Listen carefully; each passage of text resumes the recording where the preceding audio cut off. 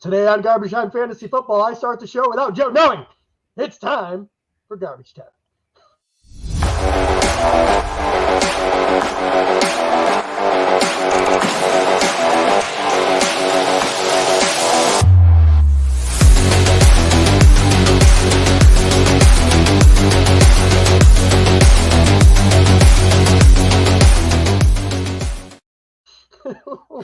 You fucking tool bag.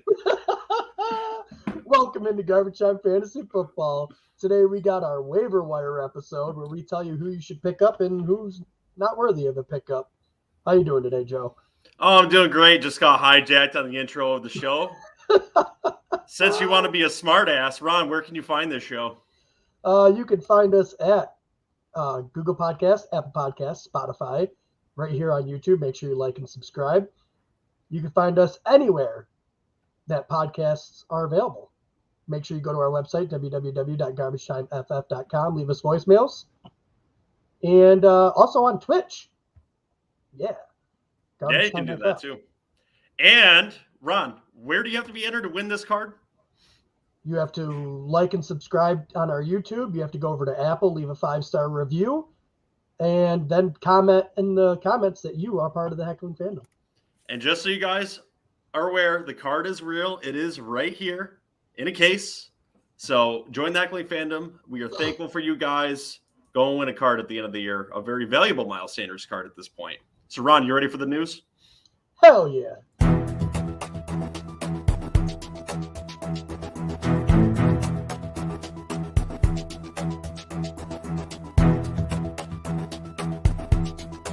News updates. You forgot to Double updates. You forgot to take it off loop, you idiot. Hilarious. All right, so a lot of The coach show's talk. going fabulous today. Oh, God. A lot of coach talk out there today. But before we get to that, let's get to some comments that are over here. Hands are up for Adam Melsner. Yep. And Adam then says, worth the first round pick? Might be. Actually, you could probably bribe one of your friends with that and get them back their the price of the fantasy team that they're losing for this year with that card. So yes, Adam, if you do leave a review, I'll put you into the contest. Anyway, coach speak today. The Saints head coach says Taysom Hill's role is going to be extended going into the upcoming weeks. How can it be extended beyond 3 touchdowns in the coming weeks, Ron? I don't know. I don't believe that I still don't believe that he's going to be consistently fantasy viable. Obviously, he's got upside. He can pass the ball, catch the ball, run the ball, throw some nasty blocks. Not that you get fantasy points for those, but he's a very good part of this offense. But he's very touchdown dependent. You willing to play him week to week? Not week to week. Right now, as long as Andy Dalton is the starter, I'm more comfortable playing him. But we already seen when Jameis was the quarterback, Taysom Hill was not nearly as involved. I don't know if they change that going forward, but that's something you have to monitor. Okay, and the Steelers head coach, Mike Tomlin, says, according to him, he expects Jaylen Warren's role to keep growing in the coming weeks. Do you believe this rumor that he's throwing out there? I don't know. He's never used more than one running back. His role might grow in the fact that he might get like one more target or one more carry each week. But I'll believe which by definition, his role would be growing. But Jaylen Warren is already a very valuable handcuff, so he definitely needs to be on your roster. Okay. What about someone like Isaiah Pacheco, which in last night's game we saw his role diminish? He only rushed for 1 time and had 5 yards. What's your thoughts on Isaiah Pacheco going forward? Here's my thing. I feel like you know my stance with the Chiefs wide receivers, where I don't want anything to do with any of them. It's getting to be that way with the running backs too. That's all scary. 3 of these guys are involved. No one is involved in any more one way than another. Jerick McKinnon and Clyde Edwards-Helaire can be in there for the passing down work. All 3 of them can be in there for first and second down. Like, this is the whole Chiefs offense outside of Kelsey and Mahomes is, to me, just I'm going to stay away from it as much as I possibly can. Well, it's hard to come away with points when Travis Kelce comes down with 4 touchdowns on 25 Yeah, well, yards. That's not going to happen every week.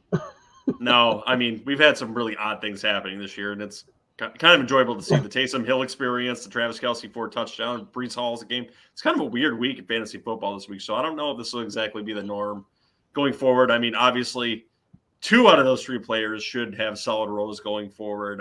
Probably not Taysom Hill, as much as I love to shove it in JJ's face when he's playing well. Next story I've got for you. Mayfield is not expected to need surgery, will not go on the IR, but is expected to miss a few weeks. Do we even have him in the rearview mirror at this point? I know PJ Walker is going to get the start this week. Mm-hmm. I can't remember exactly. I know he played a little bit last year, I believe. Yep, and then probably all around the rest of the leagues, the UFL, the XFL, the USFL, one of them. No, he played a couple games last year. I don't think he did horribly. Mm-hmm. Definitely did enough for them to keep him on the roster and, have 3 QBs.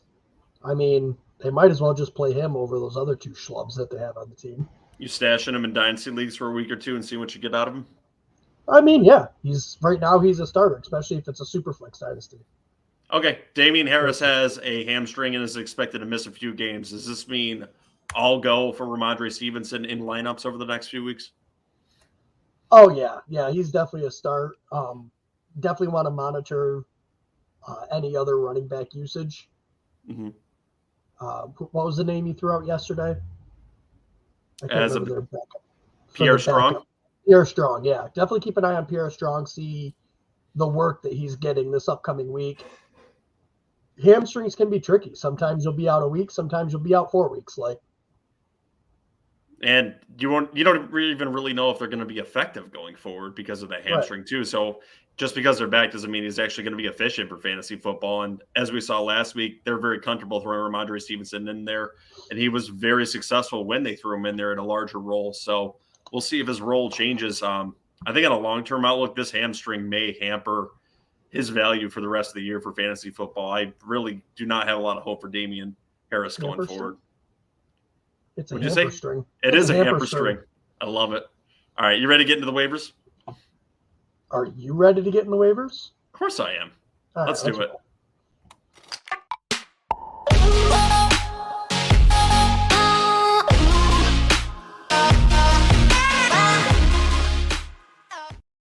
That's the only one of my drops that has been allowed to stay. All right, let's talk about the quarterbacks first. First one I've got for you. This is one that has been on and off this list for weeks. Carson Wentz for the Washington Commanders. Well over 350, a few touchdowns. What's your thoughts on Carson Wentz going forward? Is he more applicable to the matchup he's playing every week, or can you play him? He's definitely matchup based. He came out the first 2 weeks, had monster games. But we've seen over the past couple weeks that he still is Carson Wentz. So I don't think he's an every week start. If he's got a bad matchup, he's a not start to me. But if he's got a decent matchup, like if he's, playing one of the bottom defenses in the league, I think he's an okay streaming option in those weeks. As of Monday, he was owned in 47.7% of leagues. Should he be owned in more? Only 2 QB in Superflex. He should be. I mean, he's definitely a streaming option, so you need him on your team in those situations. Or if you're just straight streaming the QB, you don't have one of the top end people, definitely have him on your roster with another guy where you could just play matchups. Okay, and what is your thoughts on Geno Smith? He is owned in 32.2% of leagues, but he has had 3 very close to top 12 performances this past 2 weeks. He has.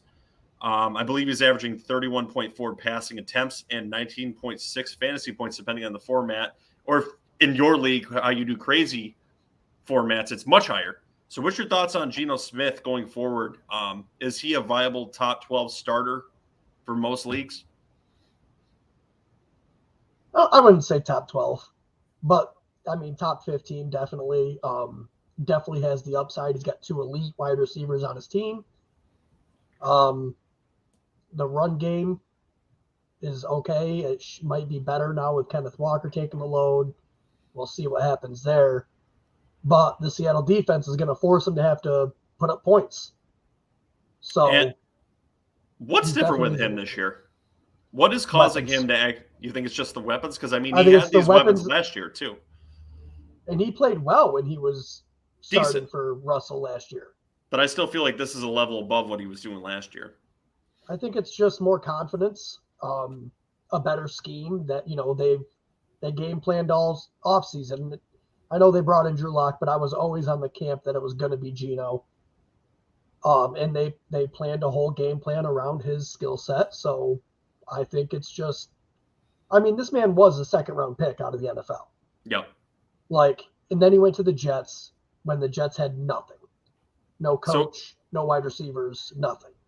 So is he your top fantasy pickup for the quarterback position this week? Yes. If he's not already rostered, then get him. He's by far my top 2. Especially with bye week starting to roll in now. Yeah. And obviously you're going to have to pay attention to your bye weeks of your quarterbacks because you're not wanting to match one of these other guys onto your bench that are matching with your starting quarterback. So, yeah, pay attention to that when you're picking up your quarterbacks. I'm expecting most of you are, but it doesn't hurt to say it. All right, let's talk about another quarterback in a very weird offense. It's 31st in the league, goes for 274 yards a game, and he performed pretty well this week, and I think JJ will like us talking about him because he's come full circle again. Justin Fields didn't look too bad for fantasy last week, so what are your thoughts on Justin Fields going forward? The upside is there. I wish they would get this kid more weapons. I know JJ's really hoping that the Panthers just go into tank mode and start trading off pieces. He would really like to trade for DJ Moore. Those rumors are flying out there, so that's another player to pay attention to. Another rumor we didn't mention at the top, but the Bills have asked about trading for CMC, so we'll see what happens because the rich could only get richer. Just what they need. Yeah. So anyway, what's your thoughts on Justin? Justin Fields, tons of upside. Definitely needs to be on a roster, at least on your bench, but I think he might be more matchup specific. So you got to be careful with someone like him. You've seen the lows. You know and I mean? They're pretty low. You've seen the 11 pass attempts a game. And he's still not putting up like crazy passing numbers even. Has the head coach seen the light? Is he going to let him throw it? To be determined. You know what I mean? It's hard to buy in after a few spike weeks, but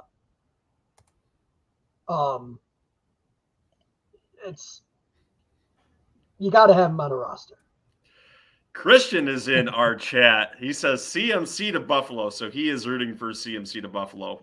All right, I think everybody wants to see that strictly for CMC's sake. All right, let's just play in imagination land for a second because this is a shorter waiver show anyway. What would CMC in Buffalo look like for fantasy football? Honestly, I don't think it'll look like what people think it would look like. People would probably think CMC was just this monster fantasy asset, but they don't really care to run the ball in Buffalo. Mm-hmm. And Josh Allen is going to try to wait and make things happen down the field. That 1 week, yes, Devin Singletary had 9 catches, but that was a fluke. That doesn't happen.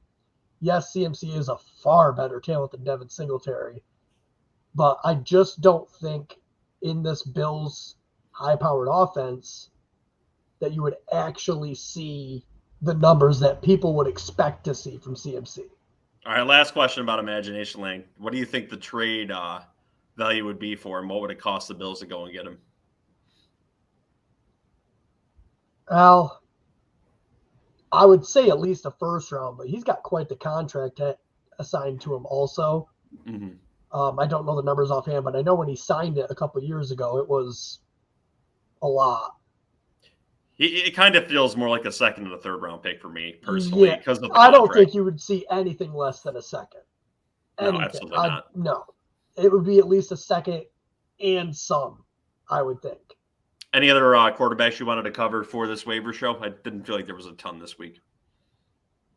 I would go see if anyone was stupid enough to drop Dak Prescott. And if they did pick him up, there's a chance he could play this week.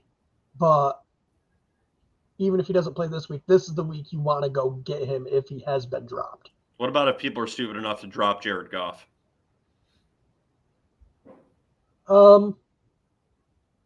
If you're streaming, I don't think you can start him over a bunch of other people, but. All right. You ready to move to the running backs? I got one question first. Sure. Why didn't you respond to my trade? I haven't even looked at your trade. I was in the yard the whole morning, asshole. Sure. All right. Whatever. Let's. I'll look at it. I'll look at it after the podcast. Okay. All right. And I'm sure it's for Saquon Barkley. All right. First one. Oh yeah, right. Okay. In a dynasty league, I guarantee it's for Saquon Barkley. First running back I want to talk about is Mike Boone, owned in 26.9% of leagues and looked all right on Thursday Night Football, finishing with 85 total yards for the Denver Broncos. So what is Mike Boone's role going to look like with the Broncos going forward, and are they going to get him more involved?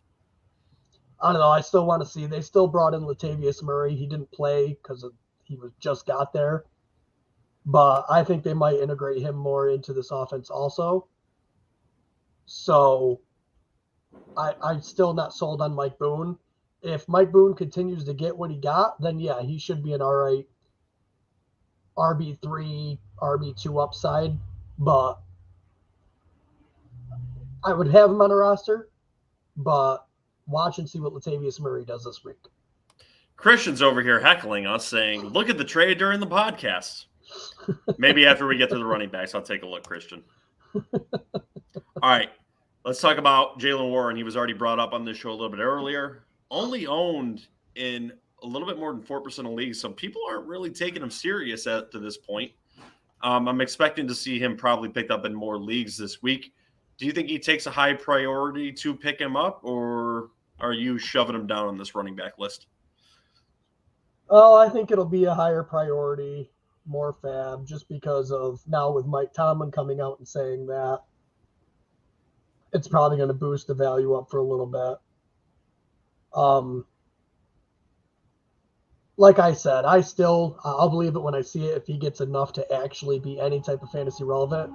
Mm-hmm. We got to remember that Najee Harris, who is assumably a far better talent than Jaylen Warren, hasn't been doing shit in this offense. I don't think it's a running back problem. I think it's an offense problem. So I don't believe Jaylen Warren, even if he gets more touches, he's not going to out-touch Najee Harris. So I think all that would do is potentially kill both of their values. Is this more along the lines of the problem being with an unstable offensive line and a rookie quarterback now? Yeah, unstable offensive line, rookie quarterback, not a lot of chances for scoring. Like, there's too many variables that are going to kill it. I mean, what's Najee averaging? Like, isn't it like 2-point-something yards per carry? It's ugly. It's not good. And Jaylen Warren's not going to come in and start averaging. For splitting carries, you would want him to average 5 to make it so he's actually any type of fantasy relevant. And that's just not going to happen behind this offensive line. I don't believe he would get all of the receiving down work. Like, there's no way. Najee Harris is a good pass catcher. Like, again, very high-end upside if Najee was to get injured. Jaylen Warren would be thrust into that 3-down role and get a lot of looks. But it's still not going to be great. And I agree with you to the point that I believe he is still just a bench stash at this point, but a very valuable one that I think down the road, should there be an injury to Najee, could potentially help you win your league. All right, let's talk about someone who is probably going to be the biggest pickup on the week, maybe the biggest pickup of the fantasy season, the one you're probably going to blow all your fab on. Ken Walker for the Seattle Seahawks. It has now been determined that Rashad Penny is going to be out for the entire season, and I believe this is going to be Ken Walker's role. So what is the floor and what is the ceiling for Ken Walker, Ron Seymour? the floor is low-end RB2. The ceiling is top 5. I mean, it's still yet to be seen if he gets all of the work, which is what everybody predicts will happen. But you've seen him use DJ Dallas. You've seen him use Travis Homer. I think that's his name. So I don't think he gets 100% of the work, obviously. But I'm interested to see what the splits are between him and one of these or both of these other running backs. Still, very high. Like, go get it. If you're one of those people that haven't spent your money on anybody yet, you're probably going to have to spend 70 to 90% of your fab to get this guy. And you think he's worth that? He definitely has the potential to be worth that, yes. And if you're strong at the running back position, but you have a lower record in your league, pick him up regardless. And then you could potentially trade him or one of your other running backs, depending on who you think is going to have the higher upside. So he's a valuable piece. So regardless of if you need him or not, target him. Stack value on your teams. That way you can ship people around if you need to make your team better. And Ken Walker is going to be very valuable going forward. Yep. All right, let's talk about some less valuable pieces, but interesting ones. What's your thoughts on Deion Jackson going forward for the Colts? I believe that Jonathan Taylor is probably going to be back next week, but he took a significant role with the injury to their backup last week. So thoughts on Deion Jackson? Afterthought. Jonathan Taylor will be back in there, and he'll get most of the work again. Okay. Don't waste your money on him. What about Damian Williams? So this is the Falcons Williams. Should be back for some targets in that running game. What's your thoughts on Damian Williams for the Atlanta Falcons?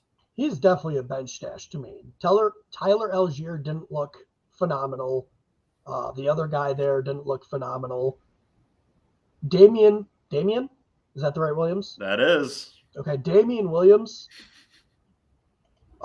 He came out in week 1 and was the starter even over Cordero Patterson. So that tells you that he's probably going to be the starter. So what Ron is offering me in our Dynasty League for Kyler Murray is Saquon Barkley and 2 first-round picks. No. My answer to that is absolutely a firm no. Here's one reason. I can take a quarterback with that one. I can take another running back with that one next year. And Kyler Murray is highly inconsistent. Yes, playing a little better, but I don't like Kyler Murray's long-term outlooks because the team seems to be getting fed up with him a little bit. Doesn't mean that they will move on from him, but he's highly inconsistent when I think I can find a consistent quarterback for that kind of value elsewhere. So no. Yeah, good try, Ron, but no.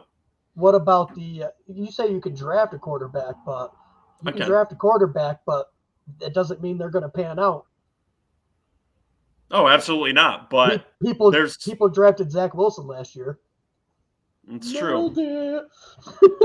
It's true, and he's not looking too bad. He's getting a little better. Slow and steady incremental. I'm one of the people that drafted Zach Wilson last year.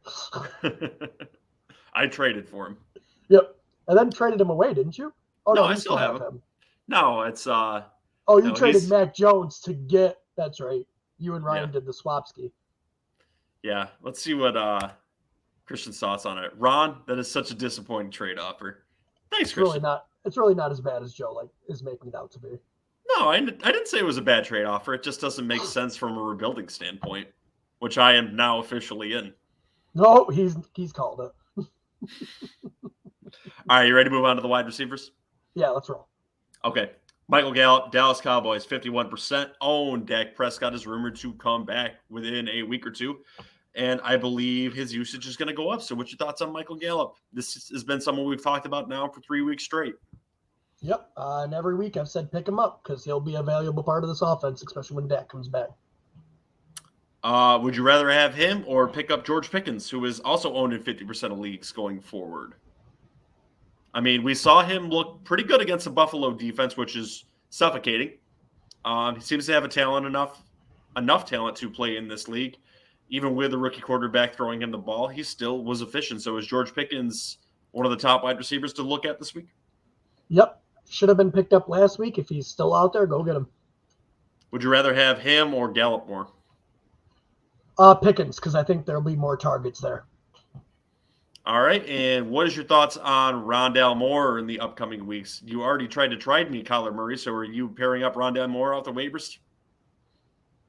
I don't know. Maybe. I think his role really diminishes when DeAndre Hopkins comes back. I believe that's this upcoming week is the last week he's suspended, so he comes back week 7, and I think Rondale Moore's goes back to the slot role. Maybe it opens it up because of the 2 superstars on the outside, but I don't trust it. Okay. Is he worth a bench stash at least? Yeah, he's like a 1 to 2 week or like a 2-week rental maybe. Okay. Is how I feel. Are you more comfortable in someone that is also on the waivers, like potentially an Isaiah McKenzie who's coming back from concussion protocol? Yeah. Higher power offense. Would you just throw him to your starting lineup this week, potentially as a wide receiver 3? Isaiah McKenzie? Yes. As long as he's healthy, yes, I think I would. Yeah. So just something more you have to evaluate in the upcoming week? Yeah. All right. And here's someone that you really have a chance to pick up and is really starting to show up over Michael Pittman, Alec Pierce. He was the lone bright spot of that Colts offense, I think, in that game last week. Had a decent game. So what is the ceiling for Alec Pierce going forward? And are we going to see more of this, I would say, hampered breakout up to this point? I think he'll have his weeks. I think not having Jonathan Taylor really hurt this offense. They didn't have to worry about the run game. Most time people are pretty much stacking the box against Jonathan Taylor, which opens up Michael Pittman more. And this past week, the defense just had to take away Michael Pittman. So that's why Alec Pierce was, got more targets, got better yardage and stuff of that nature. I think the defense was just able to take away Michael Pittman. So what is ultimately the ceiling for Alec Pierce this year? Is it a wide receiver 2, wide receiver 3? Low end wide receiver 3, I would say. Bad offense. Michael Pittman's still there. They're going to want to run the ball more. We have another comment and question here from the heckling fandom. Tony Alvarez says, "Hey, fellas, got a trade question for you." Tony, make sure to like and subscribe to the show and leave an Apple review and say, "I am part of the heckling fandom," if you want to win a Gridiron signed Miles Sanders card at the end of the fantasy season. His question is, Dynasty League PPR, Mike Williams for Mariota and Jacobs. Mariota is just some depth, but really targeting Jacobs. I will be fine with my wide receiver core. Got AJB, Cooper, Hollywood, Alec Pierce, and DK. What's your thoughts on this, Ron? That's a yes for me. I think Jacobs is about to explode. We seen it last night. They gave him the workload, and they were in this game. They could have won it. I think Jacobs is going to be heavily involved going forward. You didn't really see any of the other running backs in there. I say yes. With the wide receiver core you already got 100%, I would go for Jacobs. So he would be trading away Williams. Would you try to trade Cooper to get Jacobs over him? No, I would be all right with Mike Williams. Michael Williams is very, what's the word? Injury prone. What about someone like Hollywood that may be losing some targets to someone who suspended DeAndre Hopkins coming back? Nope, because DeAndre Hopkins is 30. I think he tried to trade Coop. The other team didn't want him.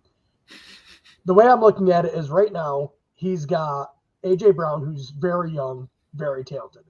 He's got Hollywood Brown, very young, very talented. Alec Pierce, a good flex option. And DK Metcalf, very young, very talented. Cooper, older, still talented, and he's getting Deshaun Watson coming back this year. So Tony Alvarez also says he'd like to keep Hollywood because he's younger, which is a good point. Yeah. And he likes that you think a lot like him. And there's another comment here for the heckling fandom. Would you want to finish your thought before we get to that, Ron? Yeah, it's literally just Mike Williams is yes, young, yes, on a good offense, but get Josh Jacobs, who could have a really good year, and then maybe try to trade Josh Jacobs at the end of the year after he explodes. And because Josh Jacobs is getting a little older. You know what I mean? Yep. They brought in Zamir White. If Josh Jacobs explodes this year, I would try to move him really high and maybe pick up a younger running back in the draft. But yes. All right, Jonathan Whitaker has another question for us here from the Heckling fandom. I have Jonathan Taylor and Breece Hall starting and Terry McLaurin at the flex. The rest of my running backs is J.K. Dobbins, Cordell Patterson, which is now on the IR. Should I go pick up Eno for this week or Brian Robinson long term? I would pick Brian Robinson long term. I think they had him on a snap count this week, but you're going to look for that to increase. I didn't expect him to do that much this week, but I think he's got some nice outlook even by the end of the year. So my answer here would be Brian Robinson. Yeah, I think I'll go Brian Robinson also. I think J.K. Dobbins, he's had a down week. He is kind of touchdown dependent, but he also had, the Cincinnati Bengals, who have a pretty decent run defense.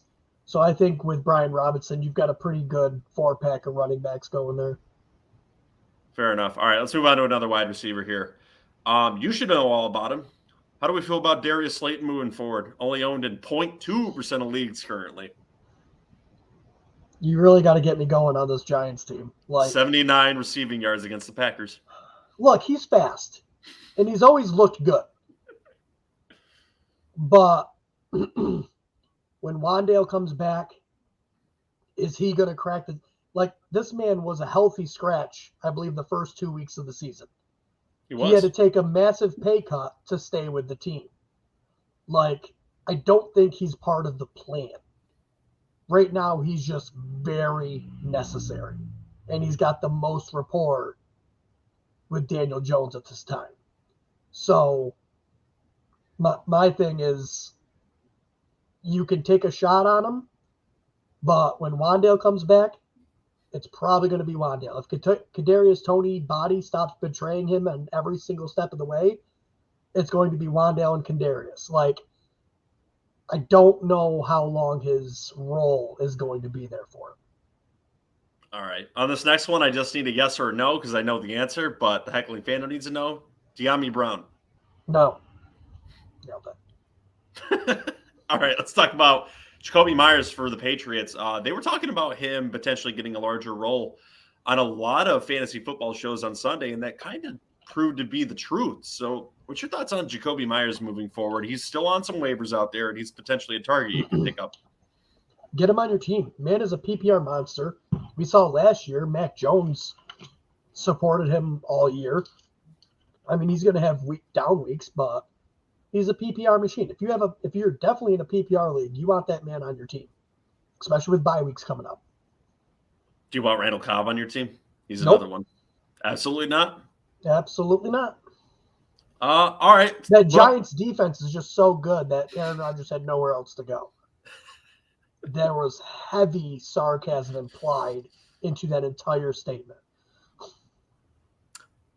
Tony Alvarez says something else here from the Heckling fandom. I like the idea of trading Jacobs after the season. I'm looking for a good running back as well, as I currently have Chubb, Monty, Robinson. My reserves are Henderson and James Cook. Yeah, you could definitely use the prototypical workhorse there. Chubb is good. Monty's great. Yeah, Chubb Monty's is absolutely great. Solid RB2. Monty is a solid RB2. He is, but we'll have to see how long that ceiling is going to last. I mean, there's another running back on that team, and typically traded to your second team, it doesn't always work out well for you. So keep an eye on Monty going into the season. Brian Robinson, good value. The reserves, Henderson, don't really like James Cook. They haven't done nothing with him yet. I think you can use another running back as you're alluding to. This is dynasty though, and I think James Cook next year will end up being the primary. I believe Singletary and Moss are both on final years of their contract. But this is dynasty. You can never have enough running backs. So, yeah, go get another one, because whether that situation works out or not, you'll have another running back that maybe their situation will work out. No, Tony, I don't think it's a right away. I don't think Robinson takes over Gibson right away. I think it's going to happen by the end of the year, probably within the next 4 to 5 weeks. But I think you'll see a slow decline in Gibson's numbers. The coach already came out and said that Gibson's going to start returning kicks and punts again, like was the plan in the offseason. So I think it happens within the next 3 to 5 weeks, but it's not going to be right away. All right. We already talked about him a little bit. What's the stock on Taysom Hill? It's medium. I mean, after what he did this week, and I believe 2 weeks ago, he also had a really good game, 2 or 3. We saw as soon as Jameis went out, they started using Taysom Hill more.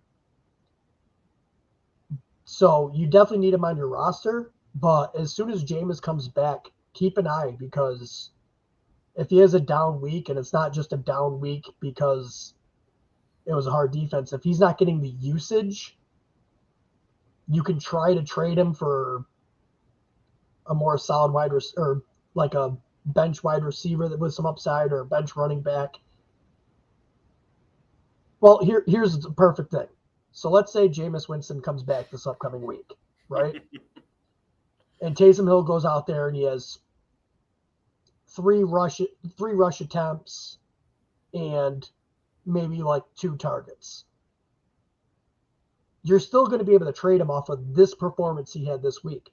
You could potentially, if Brian Robinson goes out and doesn't do much again this week, you could trade probably Taysom Hill off of this week to get Brian Robinson. And that is a trade I would 100% do. I mean, if I was a Taysom Hill owner, if I was receiving that trade, I would tell you I wouldn't take that trade. Right, so I don't know if I would be so sure that you could do that, but I mean, you could always try it. You got to know your league. Like, I know that wouldn't work in most of my leagues, but there's people out there that look at numbers. You want to hear something disgusting about Taysom Hill? Always.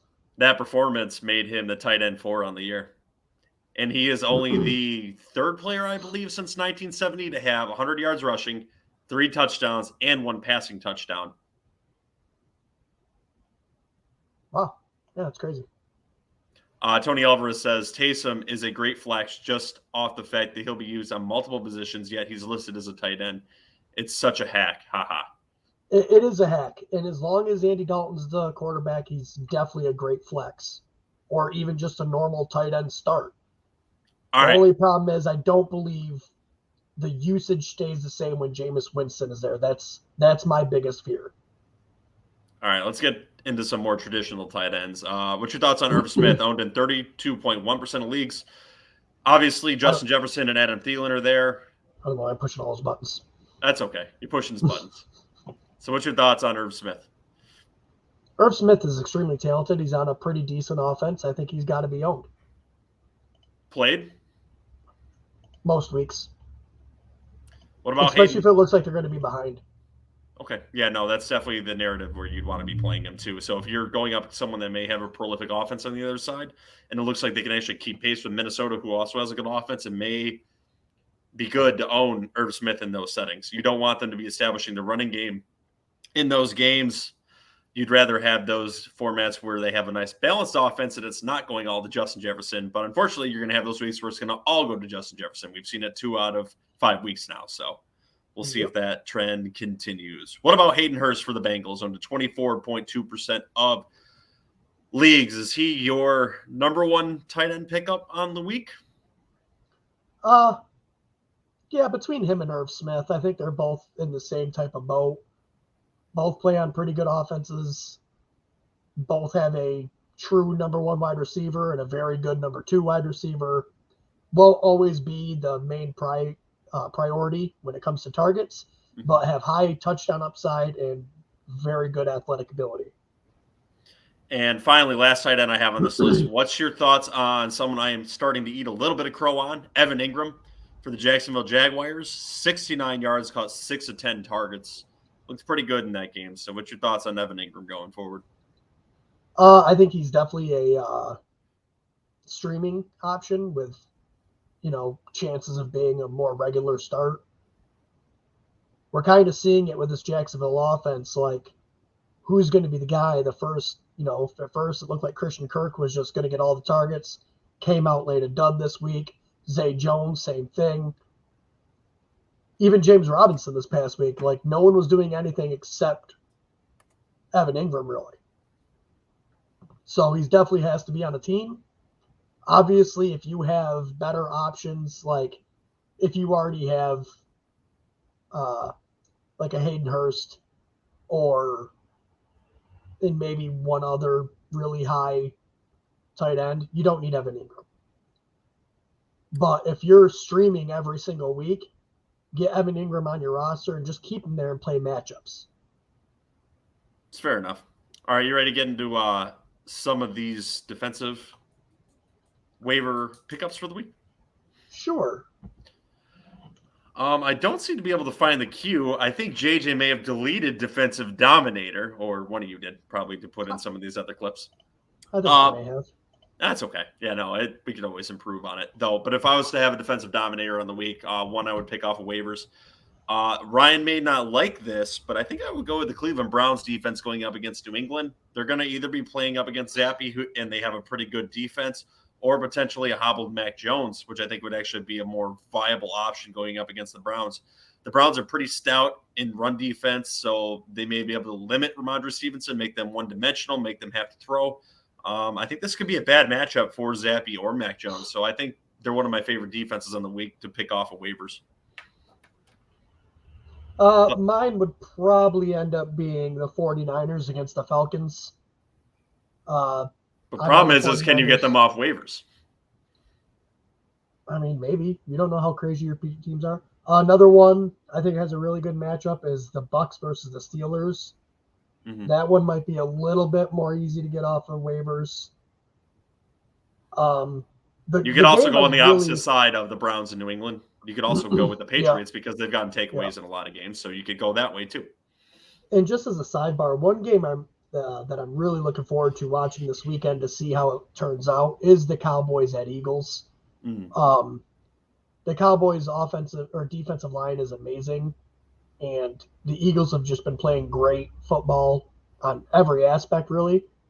Had a little bit of a down week this week, but in general, and I really want to see, I mean, this is the NFC East. These are two of the top teams. I want to see how they look against each other.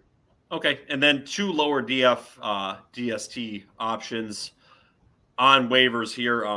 JJ will like this one. The Chicago Bears have quietly had multiple takeaways in 3 games this year.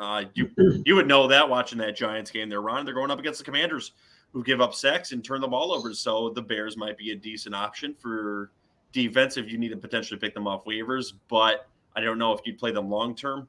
Another decent one, though, is the Cincinnati Bengals, too, who have been pretty halfway decent over the last 2 weeks. I mean, 5 sacks, 6 turnovers, and holding teams under 15 points in a few of those games. And they're playing a banged-up Saints team this week, so that's potentially 2 other options you can go with off of waivers. What's your thoughts on those 2, Ron? Yeah, it's not bad. Yeah, you could definitely go with those 2. Any other defenses you wanted to talk to before we get into our ending spiels? No, I think that's about it. All right, remember, guys. Go ahead. To check your lineups, we got 4 teams on bye this week: the Lions, the Raiders, the Titans, and the Texans. Just make sure those guys are out of your lineups. Absolutely. So, guys, if you like what you hear on Garbage Time Fantasy Football, make sure to like and subscribe to the show here on YouTube. You can also view us now on Twitch, on Twitter, here on YouTube, as I just stated. In audio formats, you can listen to us on Apple, Spotify, Google, Pandora, Amazon, Iheartradio, Tunein, and anywhere else you get podcasting. Guys, if you're looking to expand your collection of autographed cards this year and to thank the Heckling Fandom, feel free to like an episode, subscribe to us here on YouTube, leave a review on Apple Podcasts, and comment, "I am the Heckling Fandom," to potentially win this Gridiron autographed Miles Sanders card by the end of the year, and he's been playing damn good. Make sure to leave voicemails to us that we will play live on the show at www.garbagetimeff.com. We also answer your live comments on these shows that we have done to a lot of the Heckling Fandom that have chimed in on this show, and we get to your comments on all the bars on Instagram, our YouTube account, and on Twitter, which is at garbage_time FF, and Garbage Time Fantasy Football on Instagram. Ron, is there anything you'd like to say to the Heckling Fandom before we get out of here? Nope, that is it. All right, guys, make sure to tune in, I believe, tomorrow night for JJ and Ryan for the first half of the week breakdown. Correct, Ron? Yeah, I think Ryan and JJ are doing that tomorrow, yes. And I believe you're going Thursday. I don't know if it's going to be with anyone, but you want to do the second half on Thursday too, correct? That is correct. We got shows pretty much every day this week. Yep, trying to get more shows and more content out to the Heckling fandom, so we may have more thorough breakdowns as opposed to the 3-show format for this week. So join us Wednesday and Thursday night, or is it going to be Thursday morning? I don't know. Okay, just pay attention to our channel and we'll get it to you. Yeah, it depends if anyone goes with me. If it's just me, I'll probably do it Thursday during the day. Okay, but look for the Wednesday show tomorrow at 9 or 9:30 for the first half of the week breakdown of week 7. Have a good night, guys.